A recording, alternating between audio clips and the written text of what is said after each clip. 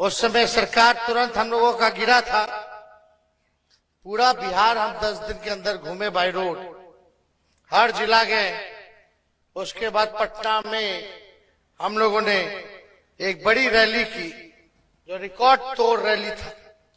उसमें आप सब लोगों ने हिस्सेदारी लेकर के संकल्प लिया था कि भाजपा को भगाना है, देश को बचाना है। भाजपा को भगाना है, देश के संविधान को बचाना है। भाजपा को भगाना है, देश के लोकतंत्र को बचाना है। भाजपा को भगाना है, देश की भाईचारा गंगा जमीनी तहजीब को बचाना है। और लगातार भाजपा के नेता जोर जोर से खुलेआम आजकल कह रहे हैं कि बाबा साहब अंबेडकर के संविधान को वो बदल देंगे, हमको 400 सीट ला दो। हम कहना चाहते हैं, जो लोग संविधान खत्म करना चाहते हैं, कि ये बाबा अंबेडकर का लिखा हुआ संविधान जो है, ये आप सब लोगों को अधिकार देता है समानता का, सबको सम्मान है, और यही लोकतंत्र और आरक्षण देने का काम किया है। आज हम सब कुछ जो भी है ये बाबा साहब अंबेडकर की बदौलत। तो इसलिए भाजपा का एक सबसे बड़ा मकसद यही है कि 400 सीट इसलिए लाना चाहते हैं कि देश के संविधान को वो खत्म कर दे। लेकिन भूल में है बेचारे लोग, पहला ही फेज में 400 का जो फिल्म था फ्लॉप हो गया।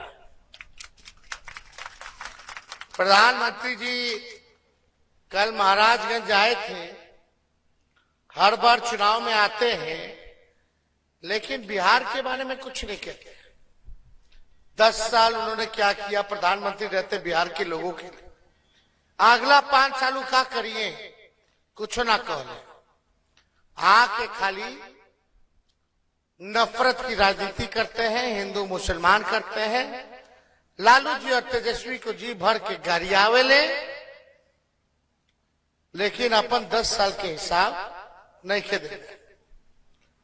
सबसे बड़ा मुद्दा बेरोजगारी, महंगाई, गरीबी का है। लेकिन हमारे प्रधानमंत्री न गरीबी के ग बोले ले, ना महंगाई के म, ना बेरोजगारी के ब। क्योंकि 10 साल तक उन्होंने केवल धोखा किया। खासतौर पे बिहार के साथ सौतेला व्यवहार किया गया। 40 में से 39 सांसद बिहार ने दिया, और प्रधानमंत्री जी ने बिहार के लोगों को ठेंगा दिखाया, सौतेला व्यवहार किया। सब कुछ गुजरात ले गए, लेकिन बिहार को उन्होंने ठगने का काम किया। और यहां आप देख सकते हैं वो हेलीकॉप्टर, जिसको हम बोलते हैं वो ट्रैक्टर है। ये जो खास बात सिवान सदर में जो सभा हम कर रहे हैं, ये मेरा 200वां सभा है, डबल सेंचुरी। डॉक्टर साहब ने तो हमको पहले ही कहा दिया था कि तेजस्वी जी आपके जो हड्डी के चोट है, आप कंप्लीट बेड रेस्ट कीजिए। हम डॉक्टर साहब की कहनी है, तेजस्वी अब तबे बेड रेस्ट ली जब नरेंद्र मोदी जी के बेड रेस्ट कराए। एक काम बताइए जो नरेंद्र मोदी जी ने सिवान के लिए प्रधानमंत्री रहते हुए किया हो। एक कोनो आदमी काम गिना दे, एक काम गिना दे। सांसद उनका, राज्य सरकार उनका, केंद्र में राज उनका। कितना साल से सांसद जीत रहा है एनडीए का? 15 साल नो। और राज्य सरकार कितना साल से बा? 17 साल। अगर हमारा के 17-18 महीने छोड़ देता हो, 17 साल से। और केंद्र में सरकार कितना से? 10 साल से। उमच के लोग वोट दिया, एनडीए को जिताया, क्या मिला सिवान को?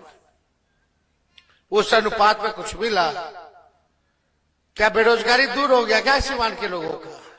क्या गरीबी कम हो गई? क्या महंगाई कम हो गई? कुछ नहीं किया इन लोगों ने, केवल ठगा है, ठगा।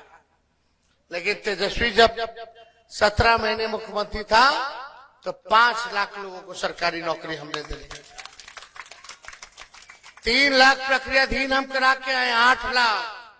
वो तो चाचा जी मेरे पलट गए, वरना 8 लाख अभी लोगों के हाथ में नियुक्ति पत्र होता। लेकिन चाचा जी के प्रति तो मेरा सम्मान था, है, आगे भी रहेगा। बुजुर्ग आदमी है, कामना करते हैं कि भाई स्वस्थ रहे, सुखी रहे, स्थिर रहे, ये हमारी कामना है। लेकिन आप सब लोगों को हम ये कहना चाहते हैं कि हम लोगों का सरकार अगर बनेगा तो राहुल गांधी जी, हम लोगों ने निर्णय किया है कि देश भर में 1 करोड़ नौजवानों को सरकारी नौकरी हम लोग देने का काम करें। हर गरीब परिवार की महिलाओं को 1 लाख रुपया सालाना हर साल हम लोग देंगे, यानी हर महीने 8,333 रुपया गरीब बहनों के खाते में डायरेक्ट खटाखट चला जाएगा। और यही नहीं, अग्निवीर योजना को खत्म किया जाएगा, साथ ही साथ गैस सिलेंडर 500 रुपया किया जाएगा, 200 यूनिट फ्री में बिजली हम लोग दिलाने का काम करेंगे। और हमें पूरा विश्वास है कि हम लोगों का सरकार जो है बन रहा है, वो लोग 400 कहना भूल गए, अब हम लोग कहते हैं 300 पार। प्रधानमंत्री जी कितना बार आ चुके बिहार, 11 बार, 12 बार कि 13 बार।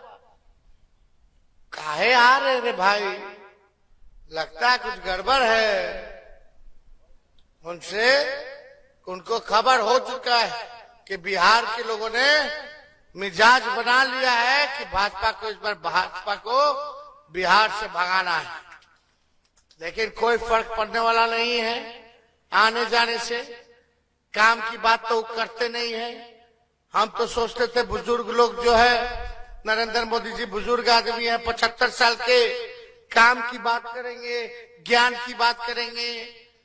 लेकिन ना काम की बात करते हैं, ना ज्ञान की बात करते हैं, ना ध्यान की बात करते हैं, केवल बेकार की बात करते हैं। इतना झूठ बोलते हैं कि गोबर को भी हलवा बना देते हैं। हर बात पे झूठ। भाइयों बहनों, 15-15 लाख रुपए आएंगे खाते में। भाइयों बहनों, अच्छे दिन आएंगे। बताओ, अच्छे दिन आ गए क्या? गरीब गरीब होता, अमीर अमीर हो जा। आई कह रहे अच्छे दिन, कहाँ गया अच्छे दिन? महंगाई खत्म कर देंगे, गरीबी मिटा देंगे, किसान भाई के आय दुगुना कर देंगे, सबके पक्का मकान दे देंगे। अब जा तो हिसाब लीजिए, नोटबंदी में लाइन में खड़ा करा दिया गया, कोरोना में गलत वैक्सीन दिलवा दिया, सबके हार्ट अटैक, ब्रेन हेमरेज हो रहा है, अपने बढ़िया ले लिए। हाँ, खाली प्रचार पे प्रचार और कोनो काम नहीं खे। खैर, जनता अब समझ गई है उनके जालसाजी को। अब जवाब देने के बाद आज मेरा 8-8 जगह कार्यक्रम है, तो आप लोगों का आशीर्वाद है ना? एकजुट रह करके देखिए, सबसे अनुभवी है, सबसे ज्ञानी आदमी है, इसलिए सिवान के हर एक गांव के बारे में इनको जानकारी है, हर लोग के बारे में जानकारी है। मंत्री रहे, स्पीकर रहे, जितना प्रत्याशी, सबसे ज्यादा अनुभवी यही है। सबको साथ लेकर के चलते हैं, किसी का नुकसान करने वाला आदमी नहीं किया वो बिहारी। इसलिए एक साथ रहिए और इनको जिताइए। तो बोले जीत का माला पहना दे। चलिए,